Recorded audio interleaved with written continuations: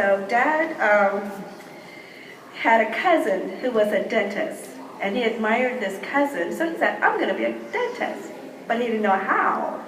So he said, well, I guess I'll just ask the state superintendent of Texas. And so he wrote a letter to him, and the state superintendent advised him to apply to the University of Texas Dental School. But this was during segregation, and University of Texas did not admit black students. So, but Dad still, with his gumption, applied to University of Texas.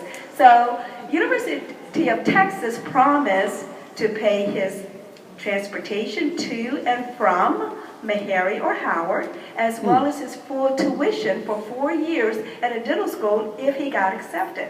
So he proceeded to give that letter to Howard, and sure enough, Howard admitted him, knowing that they were going to get paid. And so by the time he was 19 years old, he got on a train from Texas, headed north, stayed on the train for 2 days, peering out the window, wide-eyed, excited about coming to North and to Washington, D.C. to go to dental school. So he didn't worry, he wasn't afraid, because he knew that everything was going to work out, and sure enough it did. When he got to D.C., he got in the cab. The cab driver took him to the administration office, directly to the administration office of Howard University.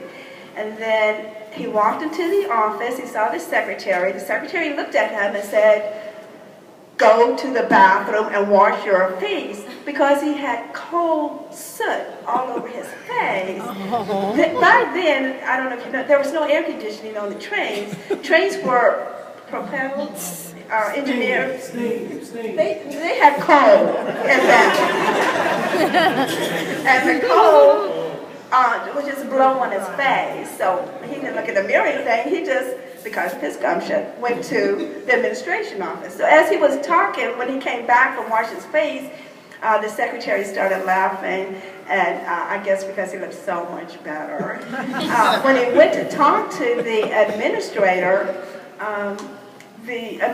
figured out that he had nowhere to sleep, so he offered him a room, a boarding house room. So he was set. He had a place to live. The next day he went back to the train station to get his bags, and lo and behold, he saw a guy he knew from Prairie View. And that guy taught him how to use the trolley cars and get around Washington, D.C. So Howard University, and so he knew that he would be good at Howard. And Howard University instilled in him a sense of purpose. They taught him that his role as a dentist was to serve and to help people.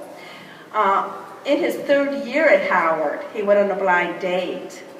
And there he met, on this blind date, was the stunning, the most beautiful, the vivacious Susie Butlers. Susie Sparrow. And he was so smitten by her that 3 weeks after he graduated from dental school, they got married. Wow. After finishing his internship in oral surgery, he went to the Pentagon. He wanted to serve his country, so he went to the Pentagon to enlist in the Air Force. Most people don't go to the Pentagon to enlist, but because he was sent to his base in Massachusetts from the Pentagon, he often jokes that his fellow officers wondered if he had been planted by the government. They would say, you know, Dr. Butler's from the Pentagon. And Truman had integrated the armed forces just a few years earlier, so they were concerned that the government was perhaps checking to see how integration was going. So, needless to say, he was well respected at Westover Air Force Base. After reaching the rank of captain at the age of 28, he decided it was time to take his wife, Susie, his 2-year-old, Wanda, his 6-month-old twin daughters, Carol and myself. Susan would come 4 years later to Roanoke, Virginia, and practice general dentistry. Remember, his purpose was to serve and to help his people. Dad worked hard and sacrificed a lot for his patients. I had the privilege of working in his office when I was in high school, and I was amazed at his low pay scale.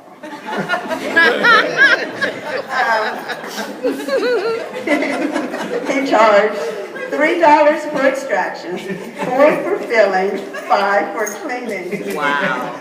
Wow. He knew his patients well, and if he thought they could not afford those fees, then they were not given a bill. He served his patients.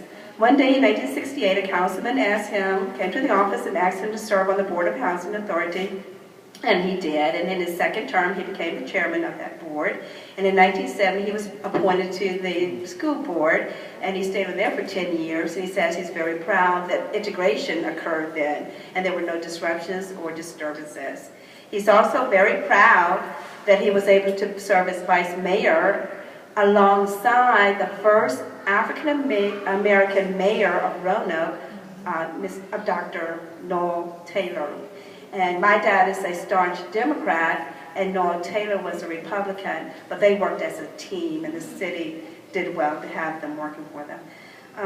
He also was appointed to had two appointments by governors, one by Charles Robb and the other by Douglas Wilder. All in all, our dad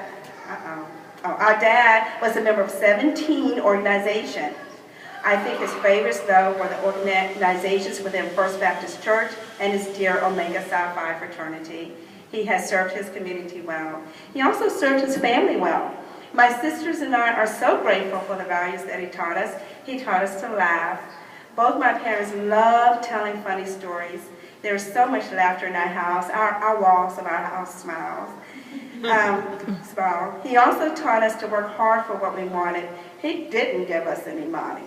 We had to work. We had to earn the money we got through chores and after-school jobs from elementary school through college. Wow. Susan even bussed tables one summer. Most of all, he gave us his love and strong moral character. He still makes us feel safe, protected, and secure. And we love you, Daddy. I ran into a delightful Chinese proverb that many of you may know. It goes like this: if you would be happy for 3 hours, get drunk. If you would be happy for 3 days, roast a pig. If you would be happy for 3 months, get married. If you would be happy for a lifetime, plant a garden.